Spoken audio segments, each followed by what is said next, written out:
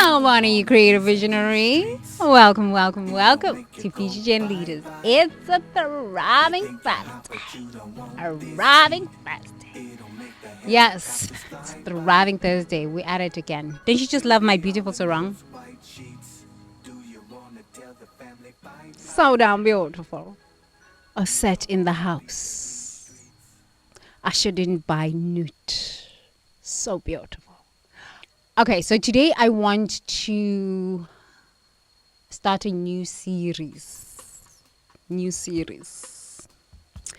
And I want to focus on collective culture parents.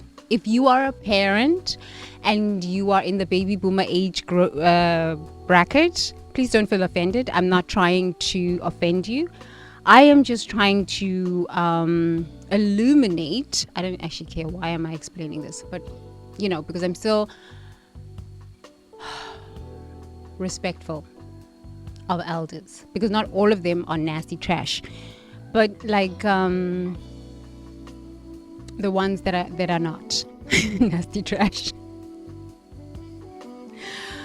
But listen, you are leaving this planet in a state of disarray. A few months ago, I was on a trip and I met a girl, an African girl. She was on the island. And she was saying to me that she has never talked to her parents about any of the abuse and emotional turmoil and emotional traumas that she experienced as a child. And now that she's with a white man, Caucasian man, she is recognizing the difference between growing up in Africa and being dating a Caucasian man. And I said, yeah, there's a huge difference. Not that Caucasian men are better, they have their own things, but it's a different experience in that it's not like the experience we grew up with, especially as an African woman. So I want to come from that perspective, for not to blaspheme our parents, not to shame our parents, not to put them down, except if you were truly abusing your children and you didn't care if they died out in the street and you got whatever you needed for them and now they're dead, who cares? You are a parent who needs to be held accountable if you're that kind of a parent. But I really believe that most parents tried and did the best they could. And what I was saying to this beautiful young girl, she was 32. I said, we have to understand the history, especially as African women, the history of colonization. And the fact that our parents couldn't, therapy? What is therapy? This is a white people thing, right? They don't even know about therapy. All they knew was give it up to Jesus. And this was their form of therapy, crying in churches, doing the shaking there at these churches, talking to their girlfriends. Girl, let's have some tea. Yo, ngizokuvakashela so we can have some tea. And they would cry and they would have their women's meetings. And they would go to each other's houses and cook together and talk about, what was going on in their marriages and the traumas and the joblessness and unemployment and all of the problems that they were experiencing. This was their form of therapy. But now that we are traveling the world, we have access to education, we have access to therapy, we have access to what our parents never dreamed of having. Well, I think they didn't even know that therapy was a thing, so you can imagine. But we have access to what our parents never ever thought they could have access to. We are seeing the problematic parenting that we grew up in. So I want to kind of preface that, because honestly, even though I didn't really have a good relationship with my parents, the times where it was good. And I think that's why I stayed so long in a dysfunctional family. But I still love my parents. I will never stop loving them. the the times when it was somewhat love and they were doing the best they could to give me the love that they knew how to give, I am very grateful for that, and I will never stop thanking them for that. But the dysfunction was dysfunctional, and it is still very dysfunctional. And if we don't talk about it as the millennials, the Gen Xs, they don't even try to talk about it. Some Gen Xs who I find that the therapists who are Gen Xs talk about it, but some of the Gen Xs are still telling the millennials and the Gen Zs, shh, don't talk about that. Shh, don't talk about it. Because they never had an opportunity. They haven't even begun to deal with the traumas that their parents put them through. This is what I've come to understand about Gen Xs. And I'm not saying all Gen Xs are like this, but most of the Gen Xs I've met, they're like, shh, don't talk about it. Just get over it. Because they are still reeling from the traumas that their parents had put them through, and they hadn't gone to therapy. Oh, there's such a beautiful blue butterfly. Oh my goodness, it is so perfect. So they're still reeling from that, and so we can't even blame it. Like if you've got a sibling, an older sibling who is part of the Gen X demographic, they don't even know that their therapy is a thing. But I had girlfriends who were therapists, and the decisions that they were making, and I'm like, and you are a therapist? What? One girl I had who was a friend of mine who was a psychologist said to me, do you know how lucky you are as the millennials? When people, she says, when I was a therapist, she even gave up the profession altogether. She gave up her license. She's like, when I was practicing, and if I told people I was a therapist, nobody wanted to be my friend. They would just like walk away from me. I was like, damn, man, it was that bad? She's like, yeah, nobody wanted to deal with me. Everybody would just walk away from me. They would just damn walk away from me. Nobody wanted to deal with a therapist because they say you're crazy. Okay, I don't really care. I've been in therapy since I was 16 years old. Call me crazy, I don't care. But I think I am a little bit more rational than most of the baby boomers and some of the Gen Xs. And, you know, okay, but like, no, I'm not. I have my own issues too. But we all have our own issues. But until we actually deal with the stuff, these things don't go away. You can't just keep sweeping the stuff under the rug and be like, wow, it's just going to go away. It doesn't go away. And you're going to die. This is why I'm prefacing these videos now, this new series that I'm starting, with the fact that baby boomers, you're going to die. And if you've done some bad things, you are going to hell. But you know this, right? Give it up to Jesus. Jesus. Okay? I'm not making fun of our parents and them putting us in churches and all of these things. But honestly, you're going to die. And death is near. Honestly, death is near. It's right here. Gong, gong, gong, gong, gong. Right here at the door. And if you haven't like figured out what's going on, and you haven't been to therapy, and you haven't done the work that is needed to be done, and you haven't forgiven, and your children hate you, well, you've got another thing coming. Just saying. You're going to have to come back and redo and complain about the white people and be angry at the white people. And your children are going to hate you, and they're probably not going to show up at your funeral. Just saying. But now in the African culture, they must show up. They're going to show up, and they're going to still resent you, and they're going to spit on your grave. Oh.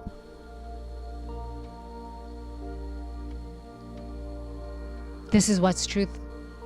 But these children are disrespectful. Do they know what we had to live through for them to have the life that they have? Yes, we are very thankful for that. But you need to get your act together too. You can't just talk to us as if you're coming off a damn tree, and you can't be controlling. Okay, now let's talk to the real people that are intended for this video. Thank you, baby boomers, for the work you've done. Thank you, traditionalists, for all of the sacrifices you have made for us to be who we are. But now we need to evolve. Everybody needs to evolve. So I was talking to this young girl. I was actually like looking through all of my videos, and I was like, wow, I totally had forgotten that experience of meeting her. And it brought up a lot of our conversations. I need to probably text her. She lives in Europe. That would be a good thing to actually text her. But anyway, the one issue that a lot of young women, African women, and I think it's not even just African women, I think it's women in the collective culture, is the one issue that we really have. Okay, we have mother wounds, and our mothers are jealous of us, and our mothers are They were being abused and all sorts of these things. We'll talk about the mothers. Let's just go into the fathers at the moment. Our fathers are very, very, very controlling. And this is also for our brothers, right? African dads, per se, are very controlling. Very controlling. They think they can marry you off some... I was thinking about it. I was like, I wonder why my family hated me so much. Okay, I understand that I married a white man. And I kind of like left this dysfunction of what they wanted for me. But I was like, oh, I don't understand why they hate me so much. You know why? Because as a woman, firstborn, number one, but also coming from a very important last name, important lineage, they probably wanted me to carry on this lineage. I remember talking to my dad like before he passed away, and he was saying to me, oh, you have to have a son, you have to have a son, you have to have a child now. I said, who told you that I want to have children? And it shocked him. He was like, and I'm like, who told you that I want to have children? And on top of that, why should I have a son? He was like, no, it's important. It's time for you to have a child now. I was like, maybe I don't want to have children. Maybe that's a thing. He couldn't understand it. He was so like, and my dad was super progressive because he was a visionary and true chosen one. Okay, he had his own dysfunctions and stuff like this, but he just couldn't understand the fact that I didn't want to have children, and on top of that, didn't want to have a son, and I just wanted to live my life and have children all around the world. That to him just boggled his mind. So our parents, especially our fathers, are very, very controlling. Before my father passed away, I had lots and lots and lots of conversations with him about the stuff of control and stuff like this. And he said, you know what, Tembi, I was afraid. I loved you so much, but I couldn't express my love because honestly, my mother never showed me how to express love. And my father used to just beat me. So I just knew what love was, but I didn't really know how to show love. And I showed you love the best way I could. But I was scared. When my dad said that to me, I was like, wow, wow, wow. It was really great to record most of the conversations that I had with my dad, because going back and listening to them now, I'm like, wow, he was just so honest about his feelings, but it took him so long. It took him to like lose his mind in guilt and shame to be able to finally get to the point where he could speak his truths about the abuse he inflicted on his children and his wife. But he was scared. So think about it as you're a dad, you're growing up in colonized continent, and especially for South Africa, you're growing up in a country where there's constant violence. You have this beautiful daughter who's a chosen one, and you're like, oh my God, they're going to rape my daughter. They're going to kill my daughter. They're going to, whatever they're going to do. Men, I find that African fathers live in a lot of fear. I find that they live in a lot of fear because they've seen what has gone on in their country, or they are experiencing what is going on in their countries, and they live in intense fear. Even if the fear is irrational, they live in this fear, like super, super fear. And when men cannot control their own fears, they control the woman in their lives. My dad was a very controlling man. Yeah, he had narcissistic tendencies, and he was straight up narcissist. I think at times he was like oscillating between a narcissist and a psychopath. But honestly, I really believe that it was the trauma, of course, yes. But I also believe that it was the fear. He was living in such a lot of fear. Such a lot of fear. So the controlling behavior is because of that fear. When you are in extreme fear day in and day out, you want to control. You want to control. And I think for African men especially, or for men in the collective culture, because if you look at the Hispanics, they're the same. If you look at the Asians, they're the same. Even some of the white people, they're the same too. If you live in extreme fear, you just want to control what you fear losing. You want to control what you fear might go wrong. So you want to just keep it as perfect as you can. And for us as the millennials and the Gen Zs, we don't understand this. We're just like, let me free. And especially for me, I'm such a free spirited person. I'm just like, excuse me, I just need to learn my own lessons. Just let me be. But they don't see it that way. They can never see it that way. And then it ends up being abuse. I'm not saying you should forgive your parents. You're allowed to hate your parents until you get tired of hating your parents. Honestly, you're allowed to hate them until you get tired.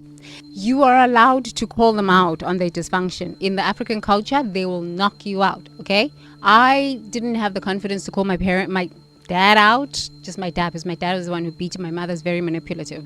But my dad just used to beat a lot. But I finally had to get the courage to call him out because I went to therapy. Therapy helped a lot. It helped me have the confidence to call my father out and say, but I didn't like this and this and this, and this is why we haven't had a relationship for these years, and this is why now you're sad, living in your griefs and your sadnesses. Oh, Tembi, I haven't seen you in so long. When am I going to get a grandson? I'm like, you created this situation.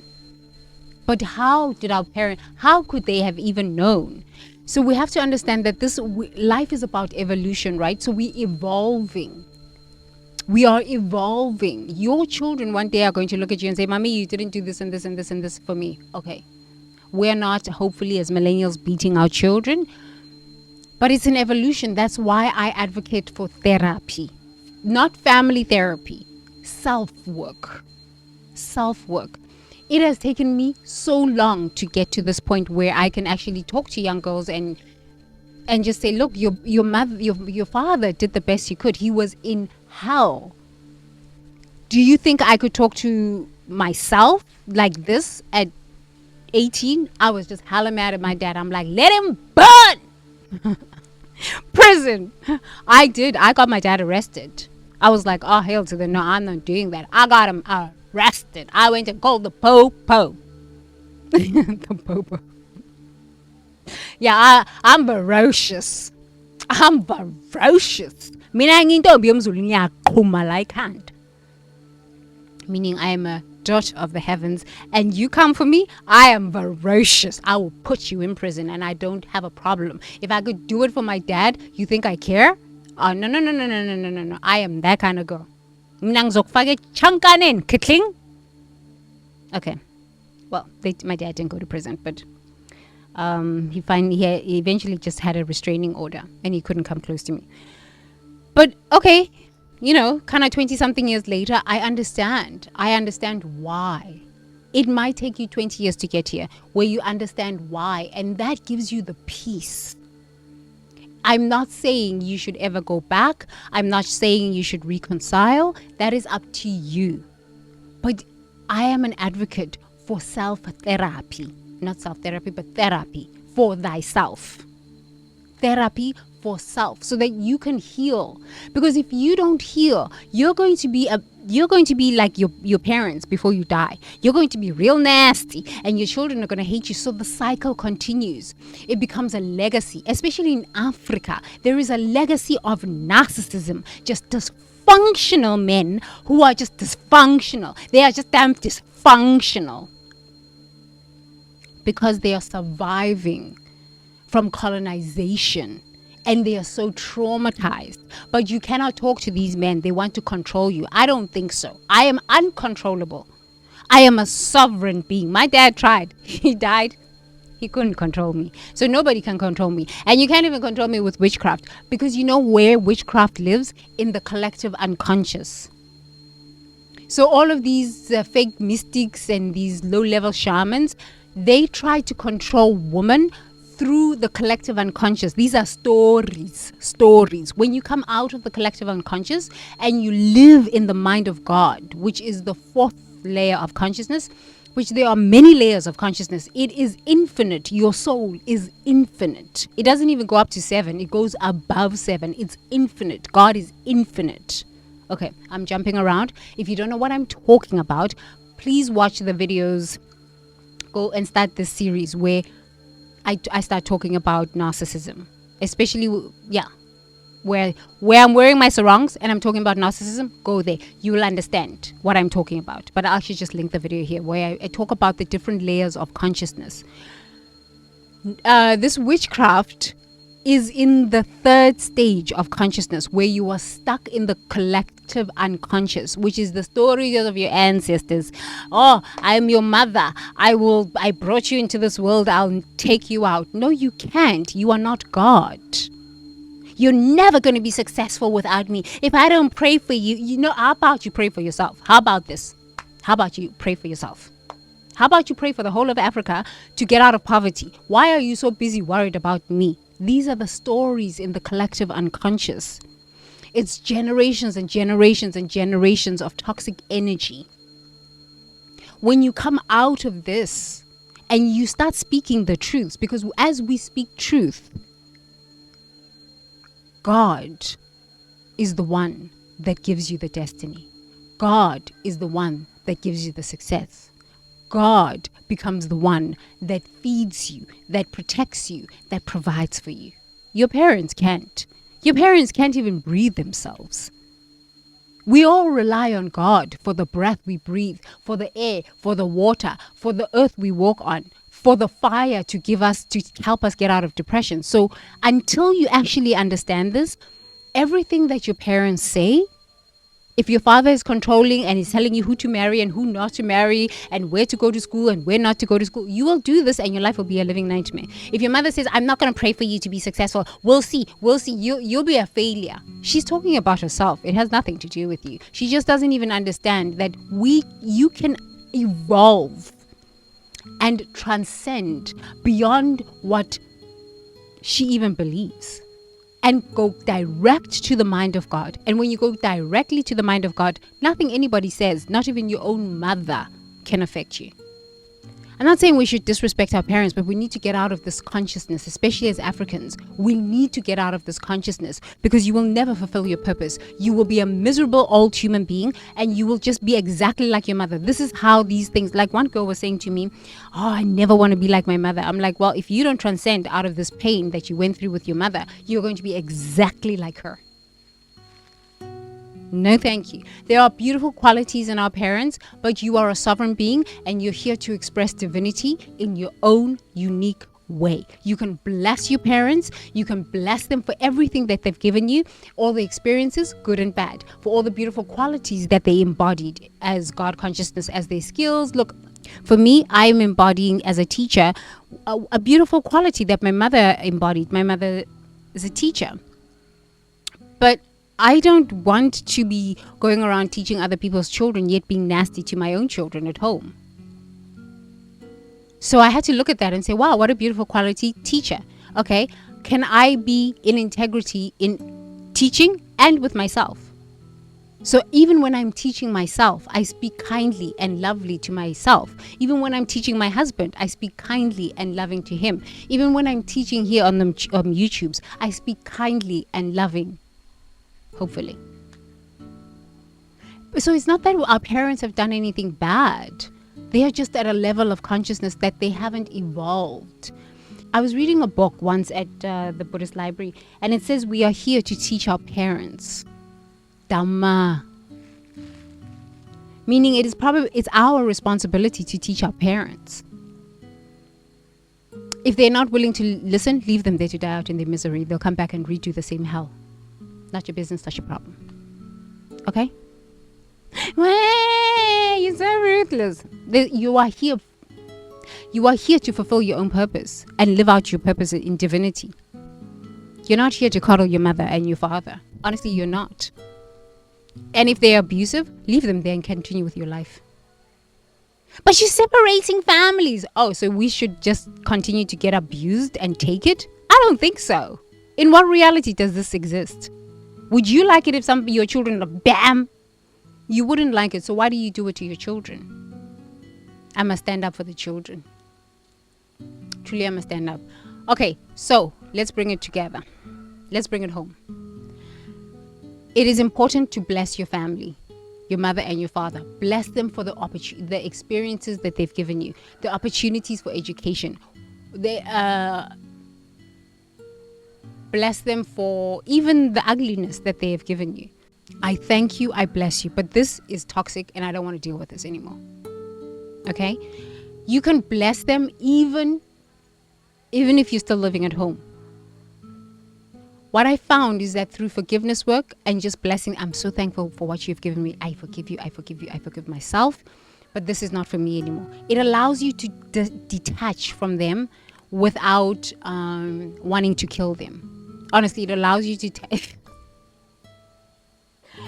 detach from them without wanting to kill them. And then when you meet another person who reminds you of how your parents were towards you, there is something that will go off inside of you that will be like, yo, I'm not staying in this stuff.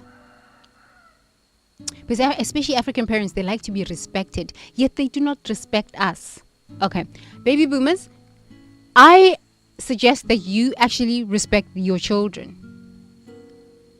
Honestly, because if your children are angry at you and you've given birth to a chosen one, you're going to die and go to a hell realm that you don't even actually understand. Just saying. And knowing that your child is a chosen one and you disrespected your child, well, you've got dramas and karmas that you don't even actually understand are coming for you. But you're my child. I am not your child. I am God's child. I chose you as a mother to learn what was going on here on planet Earth so that I can fulfill the will of God. I am not your child. I am a child of God. In the spirit realm, I chose you as a parent. But our parents don't even understand this. And most millennials also don't understand this. Stick with me. Stick with this channel. You are going to be free. Because honestly, we are all sovereign beings, having a spiritual experience in a human body. If this is too much for you, don't worry. You'll get it. Slowly, slowly. Teacher Tembi just be planting some seeds. Baby boomers, please be nice to your children. You might have given birth to a chosen one, and their pain, their tears will put you in hell realms for many lifetimes. Many lifetimes. Millennials, Gen Xers, forgive your parents. I'm not saying put up with their ignorance, and I'm not saying be nice when they are being nasty. Get them arrested. Honestly, if they are beating you, get them arrested. If they are raping you, get them arrested. Get them arrested. Yes, get them arrested. Okay, some African countries you can't get your parents arrested, but I'm all for this. Why should we be abused? Enough with being abused. Enough. And baby boomers, if you can go to therapy, please take yourself to therapy. If your children are suggesting that you go to therapy, take yourself and your children to therapy. But I think it should be individual. Baby boomers on their own therapy and young ones on their own therapy. And then maybe you can have family therapy. But therapy is important because we are leaving a legacy of trauma, a legacy of dysfunction, a legacy of madness. And we wonder why we don't succeed as Black people. Actually, it's just not even Black people. It's the collective culture as a whole. We are wondering why we don't succeed. It's because of the traumas. So, controlling fathers, please lay off the control. Control yourself. Control your own emotions. Stop with the witchcraft and all of this rubbish that y'all people are doing. Okay? Jealous mothers, go and do things. Find out what you love. Yeah, but I wasted so much of my time raising you. Okay, now I'm out the house. Why don't you go and figure out who you are and what you love doing? Because it's not like we're bringing grandchildren to you. We take our children traveling with us. It's because you don't know who you are. I understand African mothers have had a hard time. But seriously, YouTube now is available. You can just get on YouTube and start doing your YouTubes and find yourself. Okay, mothers, stop being jealous of your daughters is unattractive and it's unkind. Just saying. Okay, so maybe I'm a family therapist. I don't have a family, so I don't know what to family therapist.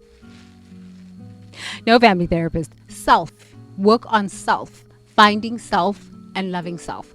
So, if you are a young girl and your father was controlling, how have you, if you've been able to help yourself out of that, what have you done? What have you done to put boundaries with a controlling father? And if you can't, and if you haven't, what can you do? What can you say?